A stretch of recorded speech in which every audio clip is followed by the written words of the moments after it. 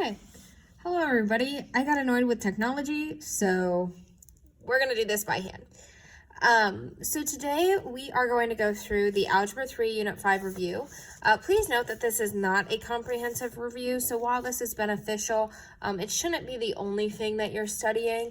You should also study your notes, your homework, your quizzes would be a great resource for you to use, and always expect questions from previous units to appear on the next unit's test. So all of what's on this page is fair game, in addition to all the notes we've done. There should be extra practice on solving an exponents that is posted, so if you need that, you can use that. But just know that this is a good place to start, not necessarily a good place to end. So the first thing we're going to talk about is rewriting in radical form. And so when we're rewriting in radical form, our exponents written in exponential form is always exponent over index. So to rewrite this, we would be taking the square root of the base b to the third. However, whenever we take a square root, we don't really need this 2 out front. So we can go ahead and get rid of that because our automatic index for just a regular old radical where the index isn't listed, we assume it's 2. So this would be one potential answer. Another potential answer is if you did the square root of b and that entire thing was raised to the third. Both of those would be acceptable, both of those mean the same thing, and both of those would be the correct answer. Okay, I'm gonna fold my paper and see if maybe that works.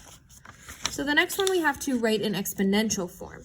So again, we're gonna do exponent over index. So the base stays the same, base b. Our exponent here is 4, so that'll become our numerator. And our index here is 3, so that'll become our denominator. And so this would be our answer. Okay. Now we're going to move on to simplifying. So I'm going to go ahead and I'm just going to fold my paper as we go so that you can see kind of one question at a time.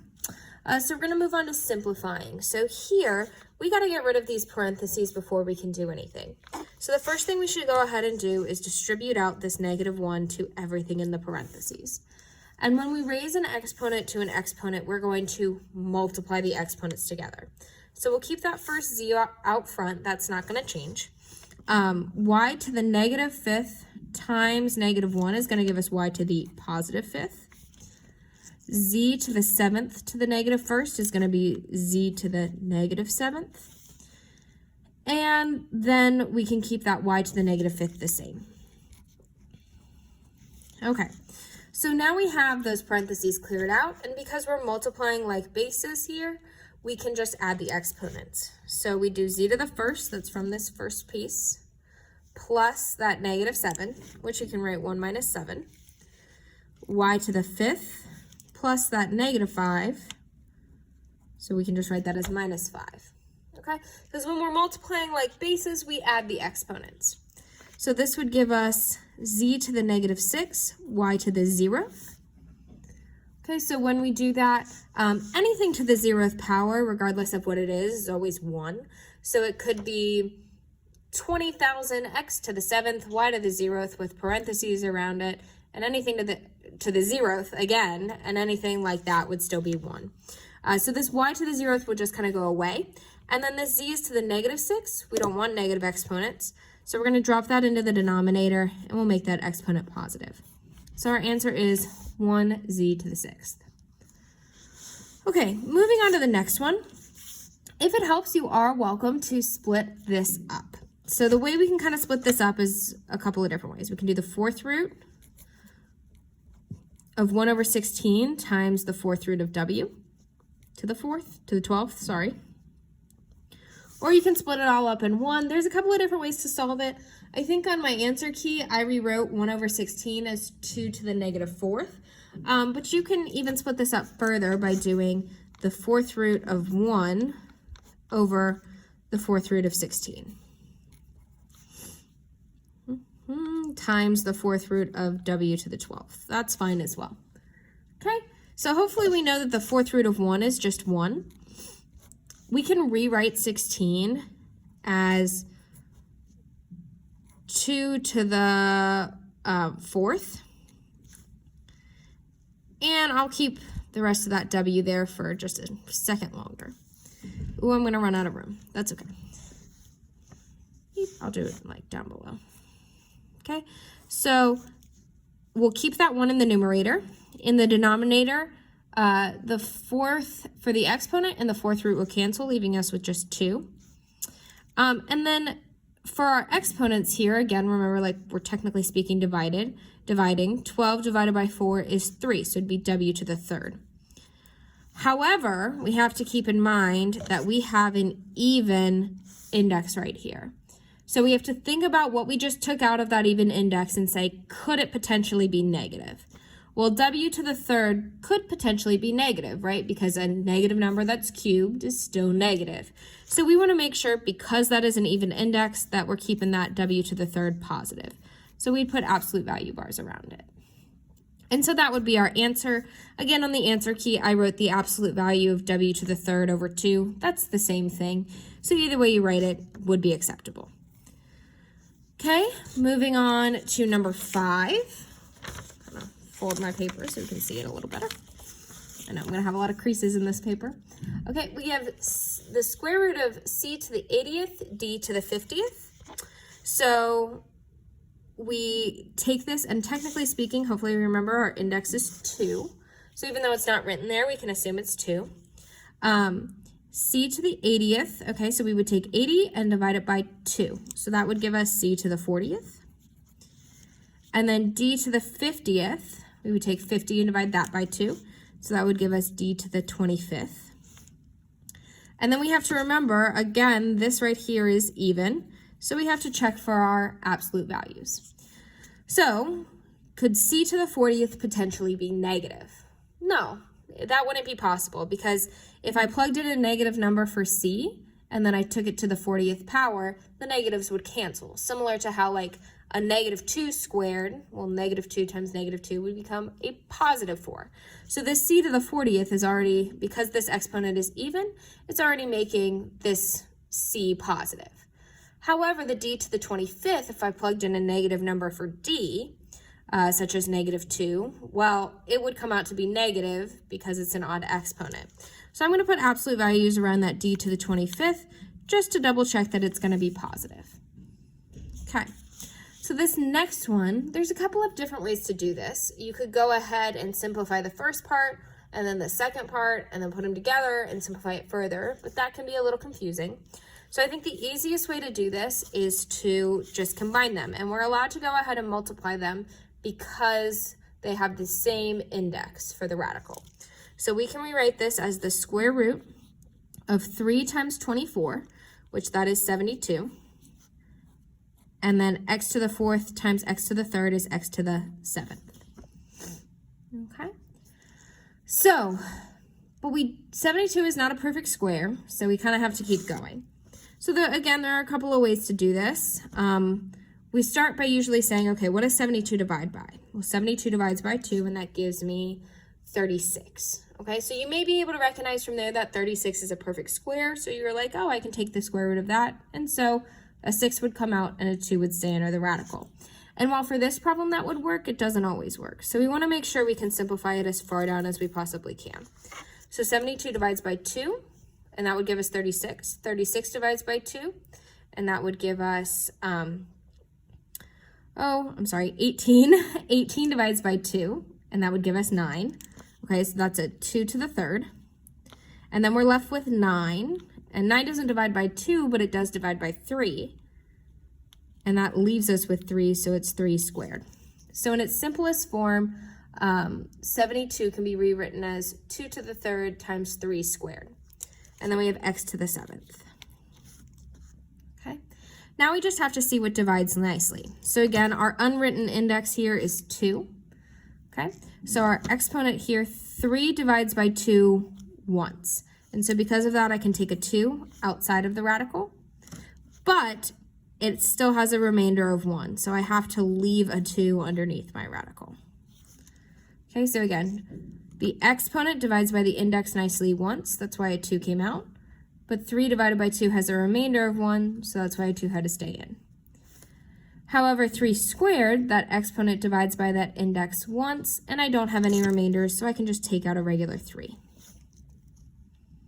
Okay, looking at x to the 7th, 7 divides by 2 3 times, so that would give me an x to the third.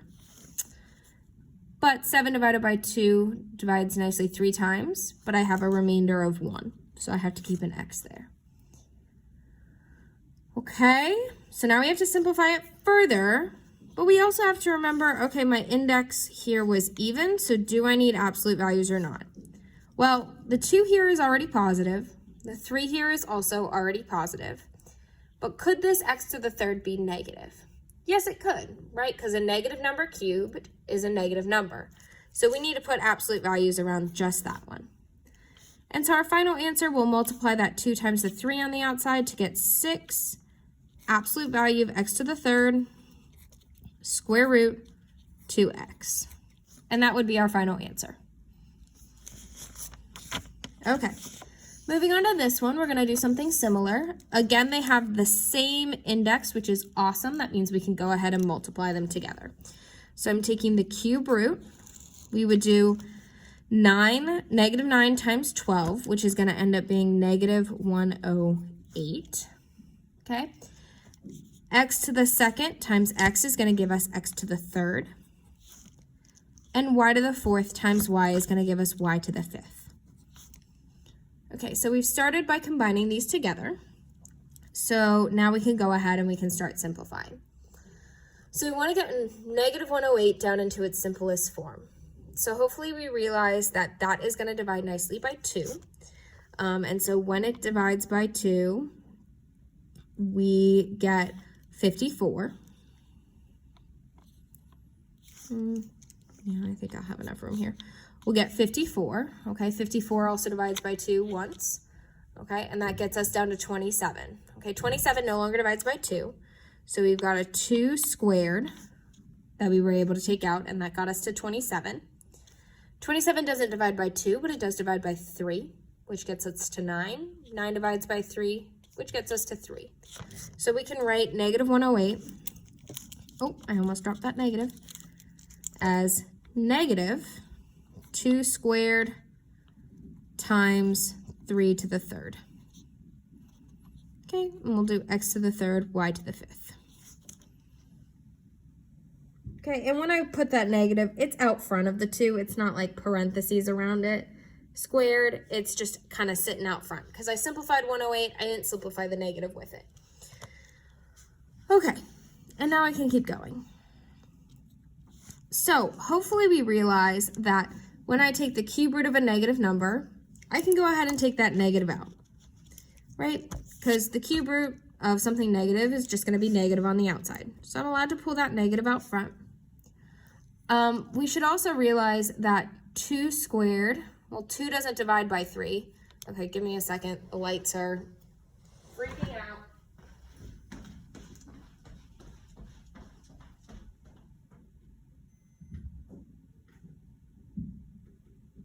Okay, sorry about that. Okay, so hopefully we notice that this exponent doesn't divide by this index. And so because of that, we're going to have to leave that 2 squared underneath the radical. It's not going to simplify.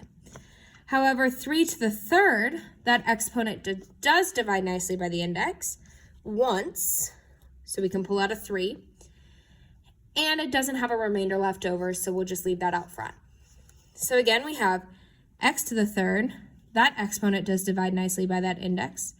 3 divided by 3 is 1, so we'll just have like an x to the first, which is the same as x. And again, 5 divides nicely by 3 once, so that's technically speaking a y to the first.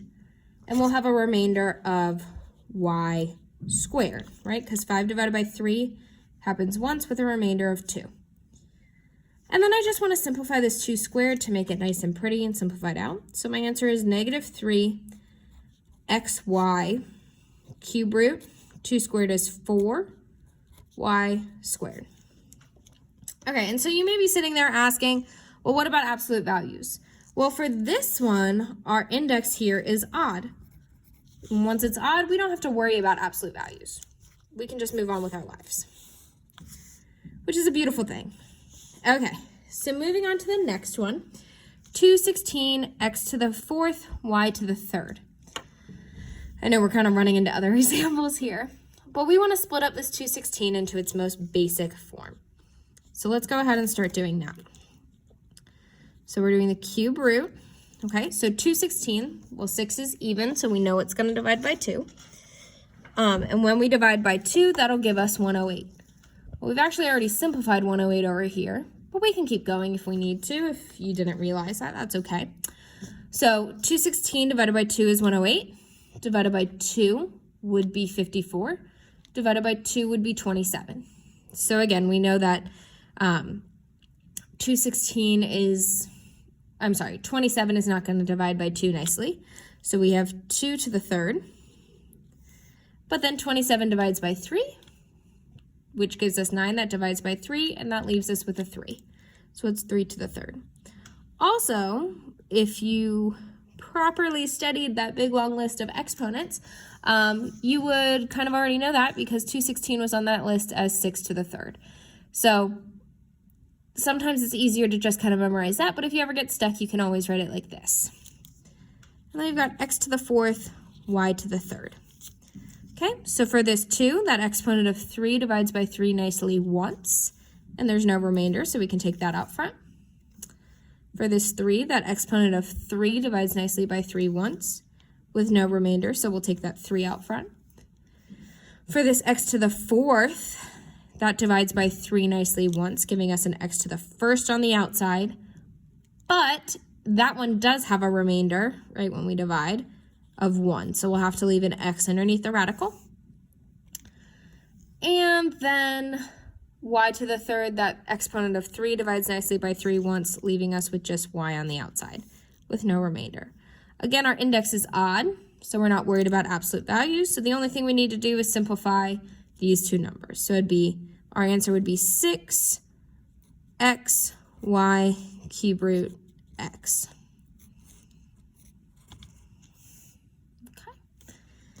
And moving on. Okay. So this one's already combined into 1. There's no numbers that we have to break down, so we can just go ahead with division. So we have 23 divided by 7. Well, 23 doesn't divide nicely by 7, but 21 does. And 21 divided by 7 would give us 3. So that's what's x to the third is what would go on the outside. But we didn't cover all of those x's, right? We did 21 rather than 23, so we would have an x squared left over.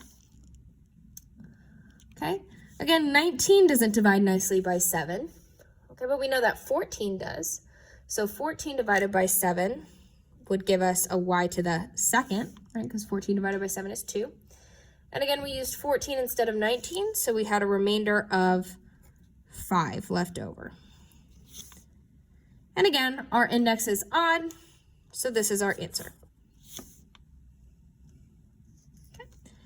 The next one, we're taking the cube root of a to the fifth to the third.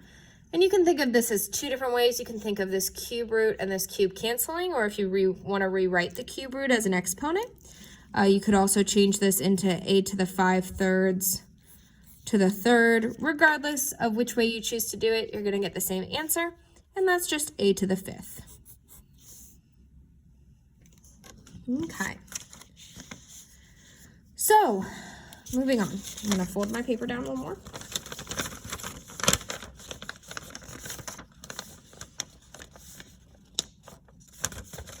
Sorry. I'm very high tech in here. Yeah. Doing great. Doing great. Okay. So, the same way as we did before, this is like a great setup.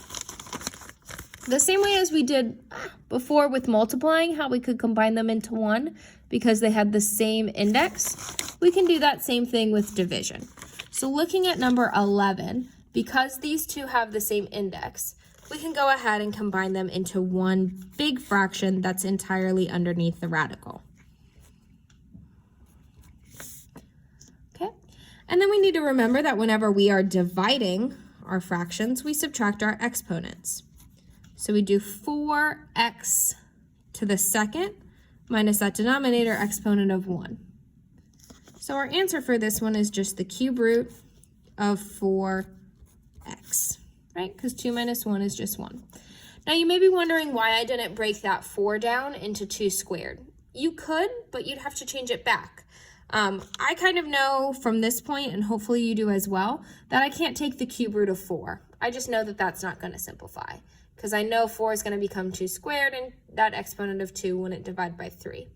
So I didn't mess around with changing it. If you did, that's okay, but just make sure you're getting the same final answer as I am. So this would be our answer.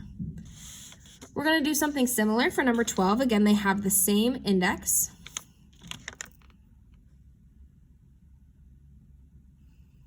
Sorry, I was thinking about something. They have the same index, and so again, we can combine this into just one big fraction, as long as it's all underneath that radical. Okay, and then we look at, okay, what can I work with here? Well, 7 doesn't divide by 4, so that gives me nothing. Can't take the cube root of 7, can't take the cube root of 4, but I have 2 x's here that I could probably combine. So again, I'm going to keep that numerator. And as we divide, we subtract the exponents. So I'd be doing x to the first, because that's my numerator exponent, minus 2, because that's that denominator exponent. Okay? And then I have y to the second. I can't combine that with anything, and just 4 in the denominator. Okay, so I'd get 7. 1 minus 2 is a negative 1. And again, I can't combine that y squared with anything. That exponent of 2 doesn't divide nicely by 3, so I can't take that y squared out either. And then the last thing we need to note is I don't want negative exponents if it can be avoided, which it pretty much always can. So I need to rewrite this as the cube root of 7y squared. And whenever we have a negative exponent, we can just drop that into the denominator and make that exponent positive.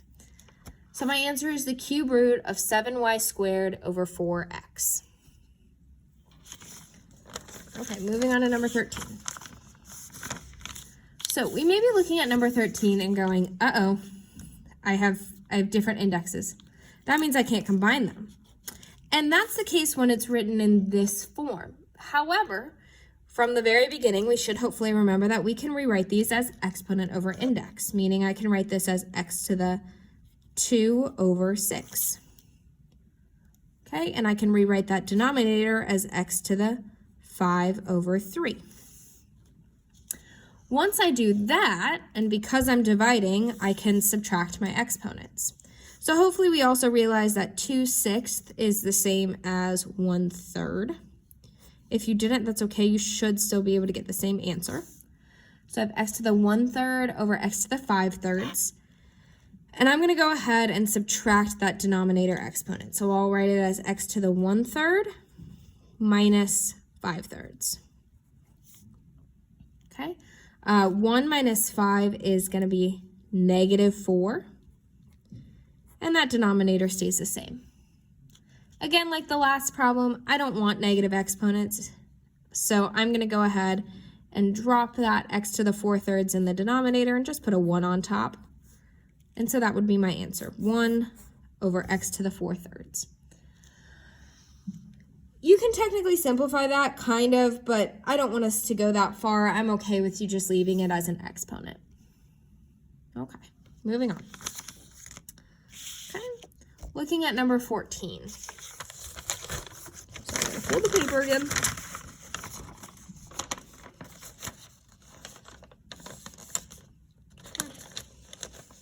The back of this is going to look rough. Okay, looking at number 14. I'm raising both 4 and 49 to the negative 3 halves. So I'm going to go ahead and I'm going to rewrite 4 as 2 squared. Okay, we know that 4 is 2 squared. We should also hopefully know that 49 is 7 squared. Okay, and I'm raising both of those to the negative 3 halves. And I'm allowed to distribute that negative 3 halves to both the numerator and the denominator. So when I distribute it to the numerator, 2 times negative 3 halves, and I'm talking about those exponents, the base of 2 stays the same. The exponent 2 times negative 3 halves is going to give me 2 to the negative 3rd. Similarly, in that denominator, I'll distribute it so that 2 times negative 3/2 is going to give me 7 to the negative third. Okay? But again, I don't want these gross negative exponents, so what I can do is change their location. By moving that 7 to the negative third into the numerator, I can make that exponent positive. And by moving that 2 to the negative third into the denominator, I can change that exponent to be positive. 7 times 7 is 49, times 7 again is going to be 343. That was on our list from that exponents review day 1. And then 2 to the third is 8. Now, I've had a lot of people ask, okay, well, if these can be simplified, can I go ahead and divide them? And here's the thing, if before we raise them to the powers, if they don't divide nicely, they're not going to divide nicely once we raise them to the powers. So like if 7 doesn't divide by 2, which it does not, then that means 343 will not divide by 8. So if this was instead maybe like an 8 over 2, you could simplify that before you raised it to the third. Okay, so this would be our answer. Okay, looking at the next one. I'm taking the cube root of 81 minus 7 cube root 3. So I want to rewrite this 81 in its simplest form. So a lot of people want to jump and say, okay, 9 squared. And you're not wrong, but it's not really going to help you here because that 2 for the exponent and that 3 for the index wouldn't cancel. But I can rewrite 81 even further than that as 3 to the 4th. And that I am going to be able to simplify. I also want to note, you can't go ahead and subtract these because they don't have like radicals. In order to be able to simplify these, you have to have the same radical. So we simplified 81 to be 3 to the 4th, right? Because 3 times 3 is 9, times 3 is 27, times 3 is 81. And now we can simplify it. So 4 divides by 3 nicely once, so I can take out a 3. But then I'd still have a 3 to the 1st left over. So that would be 3 cube root 3. And from that, I'm subtracting 7. Okay, now they have like radicals, so I can go ahead and simplify. So I can say 3 minus 7 is a negative 4, and the radicals aren't going to change. So our answer is negative 4 cube root 3. Okay, oh, this one I kind of folded over. Whoopsies. Okay, so now I'm simplifying negative 8 to the 2/3. Okay, ooh. I feel like my chair is sinking. Oh, sorry, y'all. I'm doing great things today. Okay, so we probably don't know what this is off the top of our head. Rewriting it as a radical may or may not help, but the easiest way to do this is let's go ahead and simplify negative 8. Well, hopefully we know that negative 8 can be negative 2 to the 3rd, okay? And that's with parentheses around the negative 2, because negative 2 times negative 2 is 4, times another negative 2 is negative 8. And then we're raising that to the 2/3. So when we raise a power to a power, we can multiply those exponents. 3 times 2/3 is going to just be 2, so this would be negative 2 to the 2nd. Again, those parentheses stay around that. And negative 2 times negative 2 is just 4. So our answer is 4. Keep going. Okay, so this is where it gets fun. So for number 17, we have to do what's called rationalizing the denominator. And we've done this a couple of times before, but really it's just mainly focused on the box method.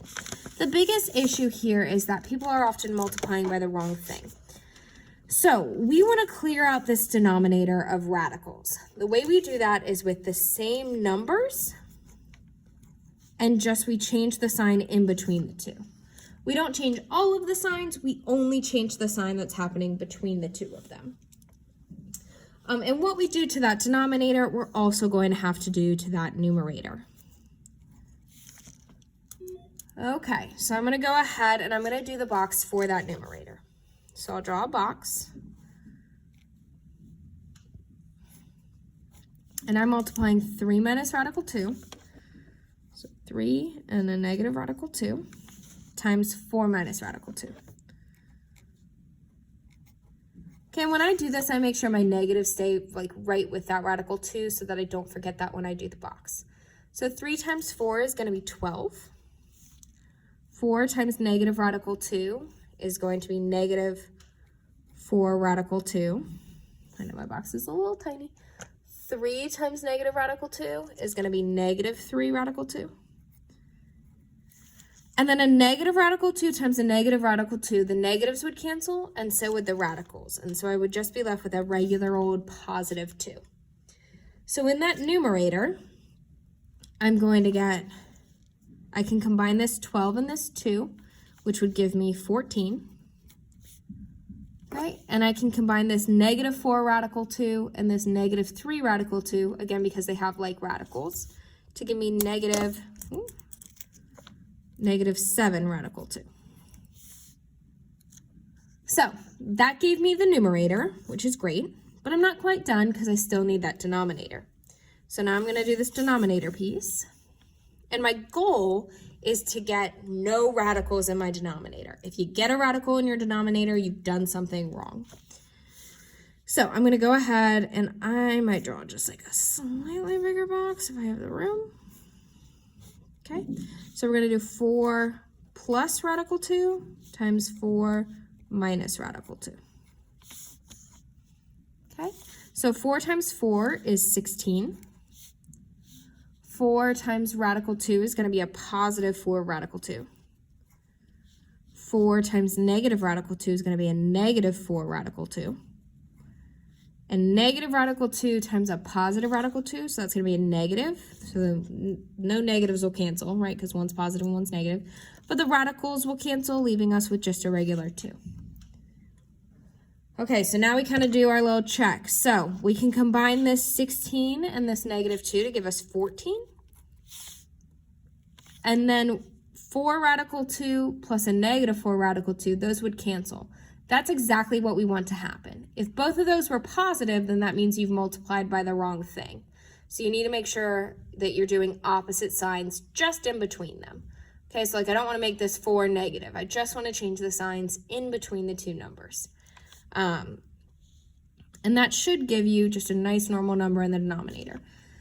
Technically speaking, this does simplify, but I don't want you guys to get confused about that, and that's not really what I'm worried about. I'm worried most about you just getting that answer. So 14 minus 7 radical 2 over 14 is fine if you leave it like that.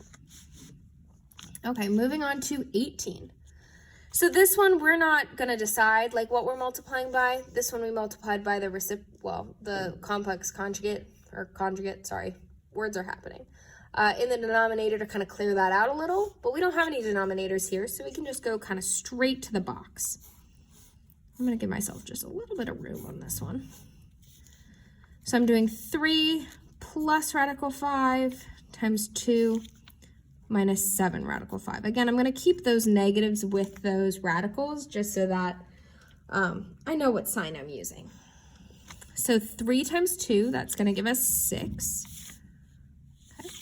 2 times radical 5 is going to give us 2 radical 5. 3 times negative 7 radical 5. Well, we multiply the numbers outside the radical with those outside the radical, and the ones inside with the ones inside. So 3 times negative 7 is a negative 21, and we'll keep that radical 5 as is. Okay, now this is kind of the tricky part. So we're doing radical 5 times negative 7 radical 5. So the way I like to think about it is we're doing radical 5 times radical 5. The radicals would cancel, leaving us with just a regular 5. But then I still have to multiply by that negative 7 that's happening out front. So I should actually have a negative 35 happening here. Okay, so just to reiterate, radical 5 times radical 5 is 5, but I still got to multiply that by negative 7.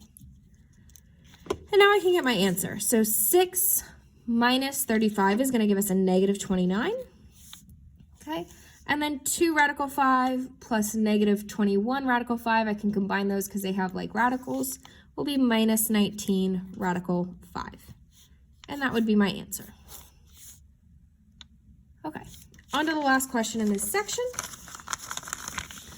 we have 16 to the negative 5/6 times 16 to the 2/3. So we should hopefully see that these are like bases. And so similar to how we kind of did in the first problem in this section, we can go ahead and just add their exponents because their bases are the same. Okay, but we're not quite ready to add because those exponents don't have like denominators. So their common denominator, or their least common denominator would be 6. So I'll leave that negative 5/6 alone. But I can rewrite 2 to the 3rd as 4/6, right? Those are equivalent fractions. So I'm doing 16 to the negative 5/6 over plus 4/6, which is negative 5 plus 4. That's going to give me negative 1 over 6. Okay, but negative exponents are gross and we don't like those, so I'm going to drop that entire thing into the denominator and make that positive. And then hopefully we notice that 16 can actually be simplified even further. 16 to the 1/6 can, because 16 is 2 to the 4th. So I'm going to rewrite 16 as 2 to the 4th to the 1/6. Okay. Right, and again, I know that because 2 times 2 is 4, times 2 is 8, times 2 is 16. And so then I'll multiply those exponents because I'm raising a power to a power. So 4 times 1/6 is going to give me 4/6, which I can rewrite as 2/3. So it's really 2 to the 2/3. So my final answer will be 1 over 2 to the 2/3. Please note that that's a power. I know sometimes it's hard to tell, but please just make sure you know what's a power and what's not. And so that would be my simplest form answer. So we want to make sure we go as far as we possibly can. Okay, let's solve. Okay, so we are going to go ahead and solve. We need to make sure when we start solving, we're also checking our answers. And with that, if you need more practice, you have day 5 in your packet, and there's more practice posted on Google Classroom if you want it. So whenever we're solving, we have to get the exponent alone before we can go ahead and raise both sides. So in this example right here, I got to clear out this 1/4. Now, if this 1/4 was being raised to the exponent, like if those were in parentheses, I could go ahead and start solving. But because it's not, only that x is taken to the 2/3, I need to go ahead and multiply both sides by 4. And so when I do that, I'll get x to the 2/3, and negative 16 times 4 is negative 64. Okay. Now I want to clear out this 2/3. I want to get rid of this exponent so I can just solve for a regular old x. So to do that, I'm going to raise both sides to the 3/2. And so when I raise to the 3/2, I'm technically speaking, because that denominator is 2, is even, I'm technically speaking taking the square root. However, I can't take the square root of a negative number. That's not physically possible. And also, if we were to rewrite negative 64, there's no accurate way to rewrite it in which something would cancel. So this is actually not possible. I'm sorry, the fact that we're taking the square root of a negative number. And so for this problem, we have no real solutions.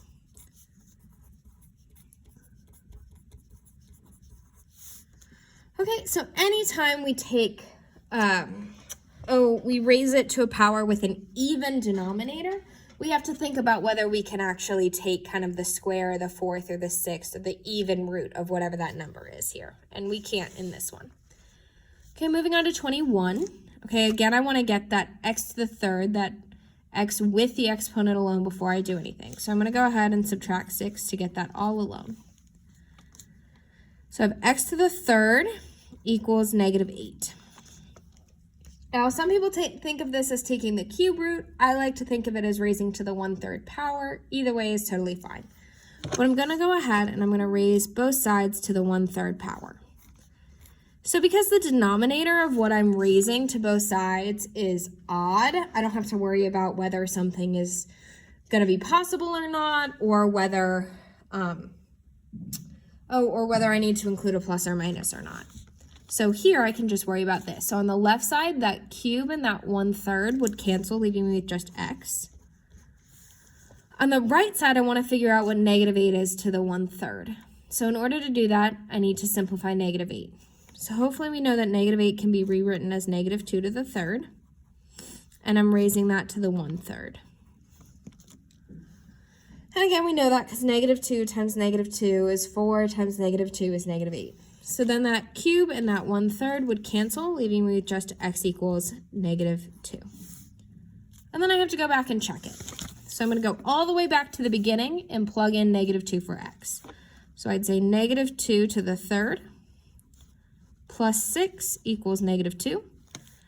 Well, -2 to the 3rd we just said is -8 plus 6. That does in fact equal -2. So we're good to go. This is our answer. Okay, so make sure that when you plug it back in, you're not doing any operations on it. You're just doing the operations that are already listed out there. Okay, moving on to 22. Now, I know a lot of people wanted to simplify this kind of right off the bat. A lot of people said, okay, I can take the square root of x and I can take the square root of 25. And that is not the case. We could if this entire thing was squared, like the square and the square root would cancel. But we can't take the square root over addition like that. That's not how that works. So instead, I already have that square root alone. So I'm going to go ahead and I'm going to clear out both sides. So I'm going to square both sides in order to clear out that radical. So on the left side, the square and the square root would cancel, leaving me with just what's under the radical, the x squared plus 25. And on the right side, hopefully we know that 13 squared is 169. Okay, there are two ways to do this. You could subtract 25 and take the square root, but I'm going to factor it instead, so I'm going to get this set equal to 0. So I'm going to subtract 169 from both sides. So on the left side, I'll get x squared minus 144 equals 0.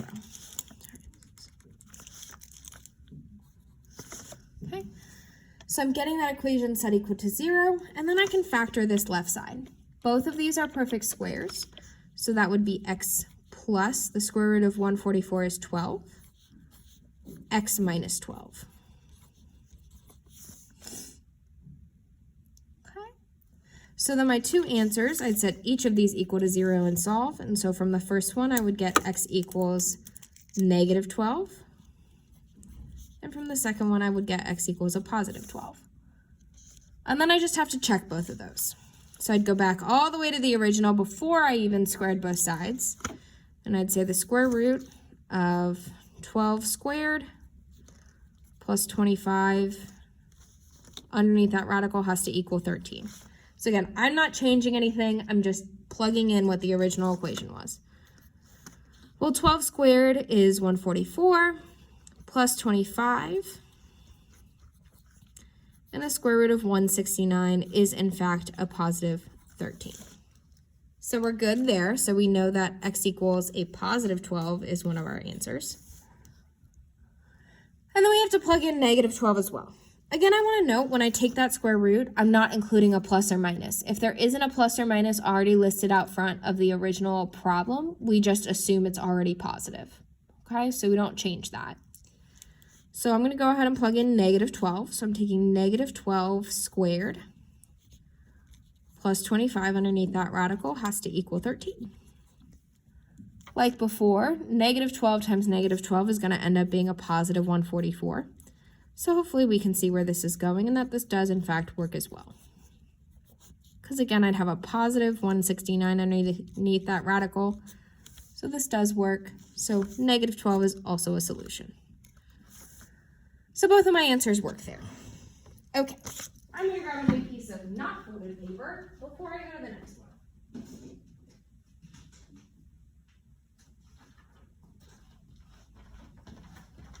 So now we're flipping onto the back, and we should be starting with a problem that looks like this.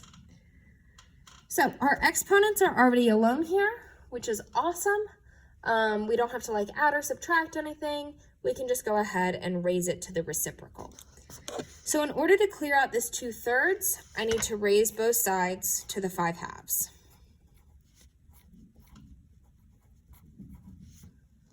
Okay, now, again, I have that even denominator power that I'm raising to, so I got to check a couple of things. First thing, can I take the square root of this number? Yes, because it's positive, so that's going to be okay. I can work with that. And the second thing is because I'm taking the square root, I need to include a plus and a minus because I have two options there, right? And that's because, like, I could rewrite this 4 as a -2 squared or a +2 squared. So that's why we have to be careful when we go ahead and take that square root. So I'll include a plus or minus, and I'll have to split this up as I go down. So on one side, on the left side, this 5, are we focused? Yeah, this 2/5 and this 5/2 will cancel, leaving me with just x minus 3. Okay. And I'll do my positive over here, my negative over here. So hopefully we realize we can rewrite 4 as 2 squared. We're raising that to the 5/2. And so when we do this, for the negative, I'm just going to put the negative out front so that I don't mess around with it on the other side. So I'm going to do -2 squared to the 5/2. So that's how we set it up. We have to, because we took that square root, we have to do a positive version and a negative version. So I'm going to finish out my positive first.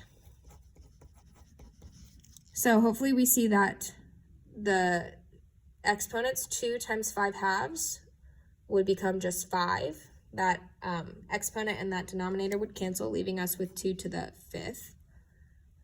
So then we would have x minus 3 equals 2 to the 5th, which hopefully we know now is 32. And then we'd add 3 to both sides to get x equals 35. And we'll check that in a second. I'm going to go over and try my negative one now. Okay, so again, I'm just keeping that negative out front. So again, we have 2 squared to the 5/2. So that exponent 2 and that 2 in the denominator of the other exponent will cancel, leaving me with negative out front, 2 to the 5th. So I'll get x minus 3 equals a negative 32. And then we'll add 3 to both sides. And we'll get x equals negative 29. Okay, and now we have to check these. So again, we're plugging all the way back into the original before we did anything. So I'll start with 35, and I'll say 35 minus 3 to the 2/5 has to equal 4. That's what I want to happen. Yeah, okay.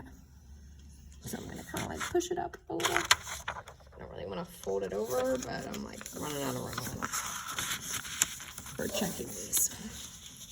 Okay, so 35 minus 3 is going to be 32 to the 2/5 has to equal 4. Well, again, we know we can rewrite 32 as 2 to the 5th to the 2/5. Okay, and hopefully we know that those exponents, that 5 times 2/5 is going to give us 2 squared, and 2 squared does in fact equal 4. So we're good to go there. So x equals 35 is one of our answers. Again, we'll go back to that original problem, and this time we're going to plug in negative 29. So we'll say all the way to the original, negative 29 minus 3 to the 2/5 has to equal positive 4. Okay. So negative 29 minus 3 is a negative 32 to the 2/5 has to equal 4. We can rewrite negative 32 as negative 2 to the 5th with parentheses around it, and then keep that to the 2/5. Again, we should see that that exponent of 5 times 2/5, that would kind of cancel out, leaving us with negative 2 squared. And a negative 2 squared, negative 2 times negative 2, is in fact a positive 4. So we're good there as well. Both of these end up working. Yay. Okay, moving on to the next one. I'm going to kind of draw a line. Try to get this all alone. Okay. So we have our radicals already alone. All the numbers are collected on the other side. So to clear out this square root, I'm going to go ahead and square both sides. Now on the left side, that's super nice. The square and the square root would cancel, leaving me with just an x plus 8. But on the right side, we have x plus 2 squared. This is not x squared plus 4. In order to figure out what this is, we're going to have to do the box. So I'm going to kind of go off to the side here, and I'm going to do the box. And I'm just doing x plus 2 times x plus 2, because that's the same thing as x plus 2 squared. So x times x is x squared.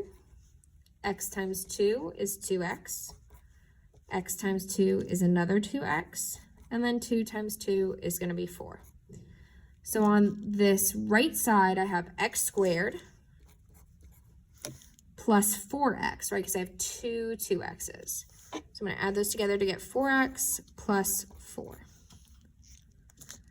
Okay, from here, I can subtract x from both sides to get it set equal to 0, and I also need to subtract that 8. Okay, so that'll give me 0 equals x squared. 4x minus x will be 3x. And 4 minus 8 will be negative 4. So then I have to do the box again, right? Because I have to factor and solve this. So I'm going to go ahead and do that. So I'll do the box. This time we're kind of working backwards. So we'll put x squared up here and negative 4 here. So I need something that multiplies to a negative 4x squared, but adds to 3x. The two numbers that do that are going to be 4x and negative 1x. So out of the first column, I can take out an x. Out of the second column, I can take out a 4. Out of the first row, I can take out an x. And out of the second row, I can take out a negative 1. Okay, so my factorization for this is x plus 4, x minus 1. And when I set each of those equal to 0 and solve, I'll get that x equals a negative 4 and x equals a positive 1. And now I just have to check them. Sorry, I'm gonna kind of go into this next problem a little bit, maybe. Or maybe I could write it on top. I'll write it on top. So I'm gonna check that negative 4 first. So I'm gonna go all the way to the original before I did anything, and I'm doing the square root of negative 4 plus 8 has to equal negative 4 plus 2. Okay, again, I'm doing it before I even squared both sides. So negative 4 plus 8 is going to be the square root of 4. And then negative 4 minus 2 has to equal negative 2. Well, the square root of 4 is a positive 2, so that doesn't equal negative 2. So this one does not work. That means that this x equals 4 is an extraneous solution. Or I'm sorry, this x equals negative 4 is extraneous. So then I go back up, and I have to plug in that positive 1 as well. So I'm going to do the square root of 1 plus 8 has to equal 1 plus 2. So 1 plus 8 is going to be the square root of 9, and that has to equal 3. Well, the square root of 9 is in fact 3, so that one does work. So that means my only answer is x equals 1. Yay. Okay. Last one of the solving. This is kind of similar to the last problem. Okay.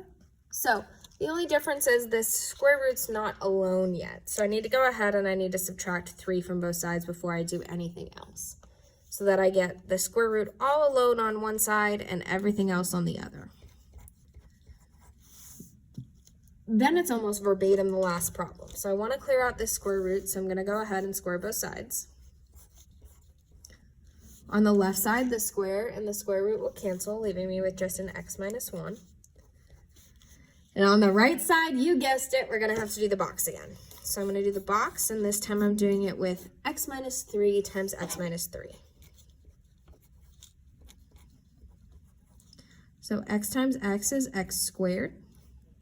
Negative 3 times x is a negative 3x. X times negative 3 is a negative 3x. And negative 3 times negative 3 is a positive 9. Okay, so on this right side, I'm getting x squared. I have two negative 3x's, so that means that's going to be negative 6x plus 9. Then I'm going to get everything set equal to 0. So I'm going to subtract x from both sides, and I'm going to add 1 to both sides. So that will give me 0 equals x squared minus 7x plus 10. And I'll do the box again to go ahead and factor it. So I'm putting x squared up here, 10 down here. So I need something that multiplies to 10x squared, but adds to a negative 7x. So the two numbers that are going to do that are negative 5x and negative 2x. Out of the first column, I can take out an x. Out of the second column, I can take out a negative 5. Out of the first row, I can take out an x. And out of the second row, I can take out a negative 2. So my factorization is 0 equals x minus 5, x minus 2. And when I solve that, I'll get that x equals 5 and x equals 2. And then I gotta check it. So all the way back to the beginning before I've even done anything. Okay, so all the way to this original up here. So I'm gonna do the square root of 5 minus 1 plus 3 on the outside has to equal 5. Okay, I'm plugging in that 5 first. 5 minus 1 is going to be 4. So it's saying the square root of 4 plus 3 has to equal 5. Okay, so the square root of 4 is 2. 2 plus 3 is in fact 5. So I'm good to go. This one does in fact work.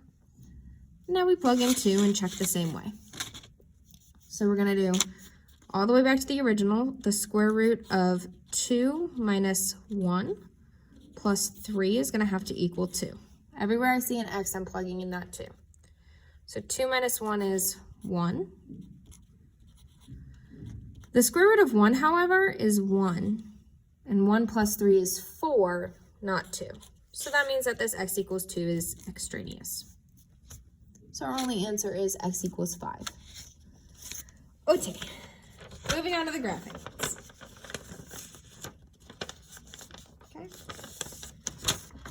Okay, looking at this first one, we want to list out our transformations. So when I have a negative on the outside of the radical, that is a reflection over the x-axis. Now, if that negative was on the inside, like if this was written as the square root of negative x plus 2, that would be a reflection over the y-axis. I just want to note that that would not affect your shifts left and right. Like this would still be a shift to the left. But just know the difference between a reflection over the x, which is on the outside, and a reflection over the y, which is on the inside. Just for your test. So we have a reflection over the x-axis. Then we have that this is a plus 2, so that actually means we're doing the opposite. So we're going to the left 2. And we're going down 4.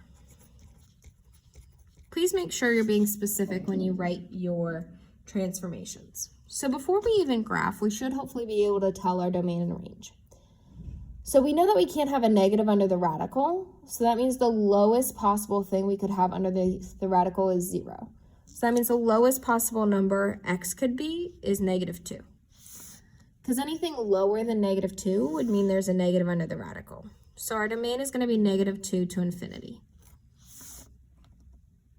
Okay? So we know that when we go up in numbers, this is going to be increasingly negative, and so is this. So that means we can go to negative infinity in our range. But if this became 0, the highest we could possibly go is a negative 4. Okay? That was also listed out on our first day of notes. So I would look over that.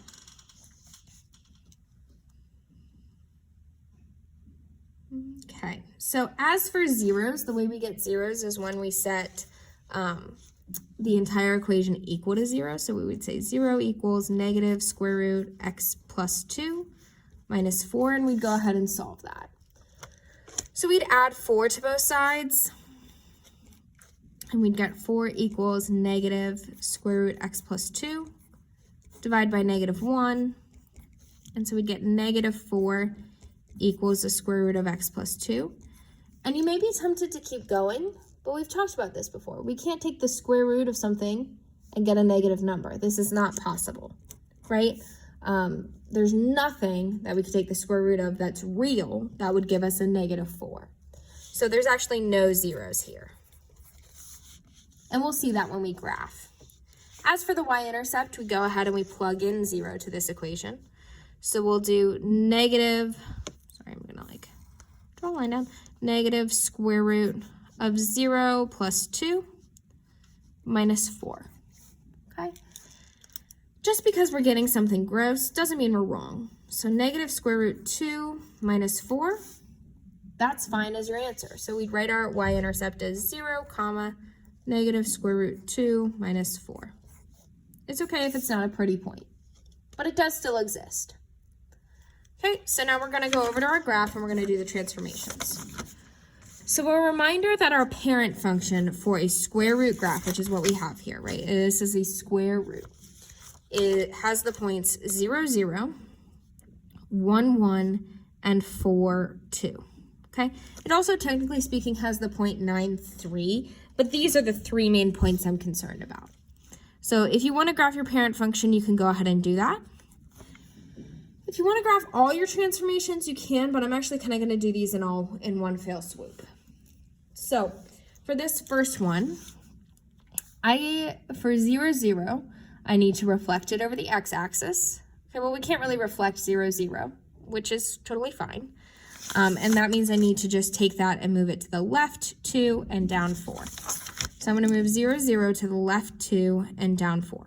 So it'd be right here. Okay. And then I have 1, 1. Okay, so I have to reflect that. So that would be 1, negative 1. Right, because again, I'm reflecting over the x, and then I shift that to the left 2 and down 4 to get right here. And then lastly, I have 4, 2. So I'd reflect that to get 4, negative 2. And then I'd shift that left 2 and down 4. So that would give me the point right there. And so then my graph, 0, 0 was the original starting point of our square root graph. So the point that we transformed for 0, 0 should be the starting point here. Meaning I'm not going to continue on in this direction. I'm going to start here and connect the dots from there. And so that is what my graph should look like. So, and then we can go back and we can check our domain and range. So our domain was from -2 to infinity. So that lines up. And then our range from bottom to top was -infinity and stopping at -4. That also lines up here. So we're good to go. Okay, and so that's how we would graph that. Again, don't keep going here. And we can also see again that we don't have any zeros because this new graph that we did isn't crossing that x-axis. So of course we're not going to have any zeros. Okay, moving on to the next one. I'm going to list out our transformations.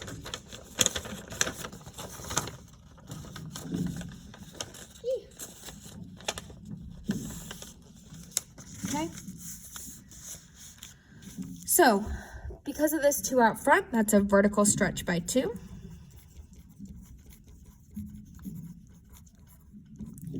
This +1 underneath the radical is going to the left 1. And this -3 means we're going down 2. This, hopefully we realize, is a cube root graph, meaning the domain and range, as always, is just going to be -infinity to infinity. Okay. To find the zeros, we're going to go ahead and set this equation equal to 0.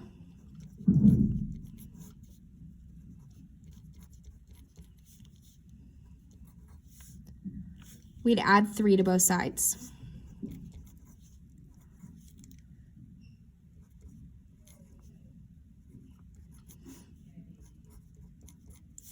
Before we can raise both sides to the 3rd power, we got to divide everything by 2 to get rid of that 2 out front. So we have 3/2 equals the cube root of x plus 1. I know I'm going kind of into the next problem. And that means we can cube both sides now that that cube root is alone. Okay, so 3 cubed, that's going to give us 20, I'm kind of going to go off to the side now. That's going to give us 27, okay? And 2 cubed, that's going to give us 8. And on the right side, that cube root and that cube will cancel, leaving us with x plus 1. So then we have to subtract 1 from both sides, okay? And I know we may not know what 27 over 8 is off the top of our head, but we can rewrite 1 as 8 over 8, right, to get a common denominator. Okay, so 27 minus 8 is going to be positive 19 over 8, which is a gross 0, but a 0 nonetheless. So again, this is positive. And again, I can do that because 8 over 8 is just rewritten, that's just 1 rewritten with a common denominator, and 27 minus 8 is a positive 19. Good afternoon. All students are now dismissed. Okay, so our 0 is going to be x equals 19 over 8. And then we find our y-intercept by plugging in 0. So we do 2, sorry, this is like a little separate, 2 cube root of 0 plus 1 minus 3. Hopefully we know that the cube root of 1 is just 1. So 2 minus 3, that's going to give us negative 1. Okay, so our y-intercept is 0, negative 1. And then we can go ahead and graph this. So hopefully we realize that our parent function points are going to be 0, 0, 1, 1. And a lot of people wanted to say 4, 2. For cube roots, it's 8, 2. So please be careful with that. And then it's also negative 1, and negative 8, negative 2. So make sure you're including both sides of that parent function. So these points are just my parent function points, just so that you can kind of remember that. And then I'm going to transform them. So I need to vertically stretch them by 2, shift them to the left 1, and down 2. So 0, 0 doesn't really vertically stretch by 2. So I just need to shift that to the left 1 and down 2. So that's where it would end up. Okay. 1, 1 would vertically stretch by 2 to be 1, 2. I'd go to the left 1 and down 2. Down 3. Sorry, I shifted wrong. Sorry about that, because I said down 2. No, it is. No, it's down 3. I'm sorry, guys. It's down 3. I'm sure you just noticed that earlier, but it is down 3. Sorry about that. So that 0, 0 should actually be going to the left 1 and down 3, so it should go right here. So again, 1, 1 vertically stretches by 2 to be 1, 2, and then we shift it to the left 1 and down 1, 2, 3 to be 0, negative 1, which, fun fact, that's our y-intercept that we already found. Yay. Okay. I can transform this 8, 2. We're going to vertically stretch that by 2 to be 8, 4. Okay. And then we'll shift that to the left 1 and down 1, 2, 3. So I did kind of the right side of that graph's transformations. Now I got to do the left side. So I got to take negative 1, vertically stretch that by 2, which is negative 1, negative 2, and then shift that to the left 1 and down 1, 2, 3. And lastly, I'm going to take this negative 8, negative 2, make that a negative 8, negative 4, and shift that to the left 1 and down 2. Down 3. Gosh dang it. I don't know why I keep wanting to shift it down 2. Okay. So now you just need to make sure that when you do this, you're cognizant of which points are your parent function and which points are your new graph. I would use different colors. I just didn't have them on hand. So these points are my new function. And so that is what the parent function, or that is what the transform function looks like. Please do not draw a line. Some people did that on their test, so please make sure you're careful about that. And again, that should line up with everything that we did. Our 0 is 19 over 8. So, I mean, you know, we don't know exactly what it is, but it's kind of in that realm. And then our y-intercept is 0, 1. That actually ended up working out quite nicely. and our domain and range work for both of these. So we need to make sure that we're just kind of like, once we've done all this and we've checked and we've done the graph, we check our work. And again, just to reiterate, down 3. Sorry. So last one. Okay. So for this one, I can't just go ahead and say, oh, the square and the square root cancel. Again, we talked about this earlier. That doesn't work over addition and subtraction. So I got to simplify what's inside here before I can do any of this. So I'm going to go ahead and do the box because I think this might be able to factor. I'll do the box kind of off to the side here. Okay, so I have x squared and 16. So I need something that multiplies to 16x squared, but adds to a negative 8x. So the two numbers that do that are negative 4x and negative 4x. So out of the first column, I can take out an x. Out of the second column, I can take out a negative 4. Out of the first row, I can take out an x. And out of the second row, I can take out a negative 4. So this is going to end up being the square root of x minus 4 squared. Now that I have that, right, that square root's no longer going to be trying to cancel out over addition. It's canceling out over this exponent, which is multiplication. And that's okay. So the square and the square root will cancel, leaving me with just x minus 4. But again, this is an even radical, so I'm going to have to put absolute values around that. So I'm actually doing an absolute value graph of x minus 4.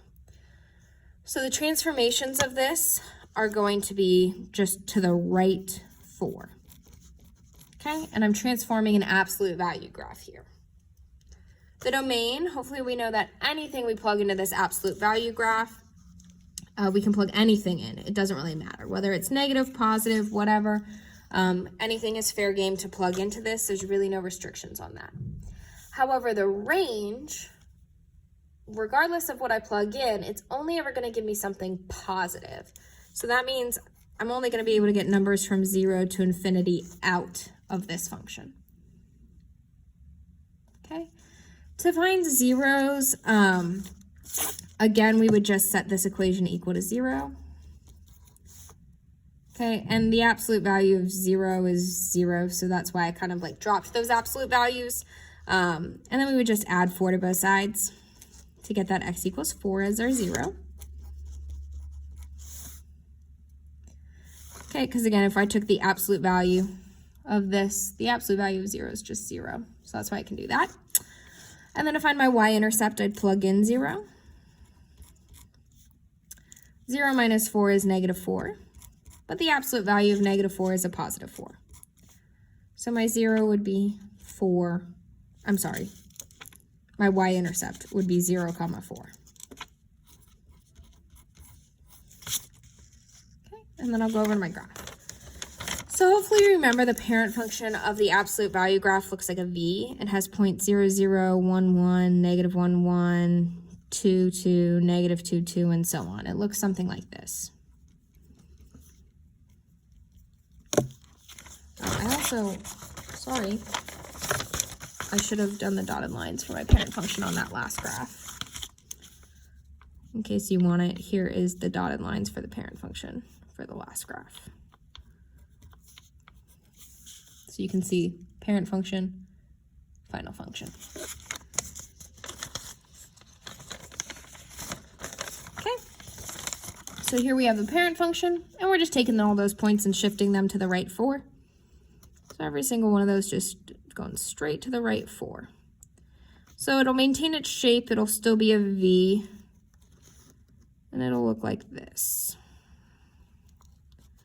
And again, we can always check ourselves. So our domain, negative infinity to infinity, we had that. Our range is 0 to infinity. That matches up. Our zeros were 4, which we already got, and our y-intercept was 0, 4, which is also happening here. So we can kind of check ourselves at the end and make sure we've done everything right. And that should finish out this review. So again, good place to start. I would still go through and look at previous notes, previous homeworks, all of that fun stuff. But thanks, guys. Hope this helped.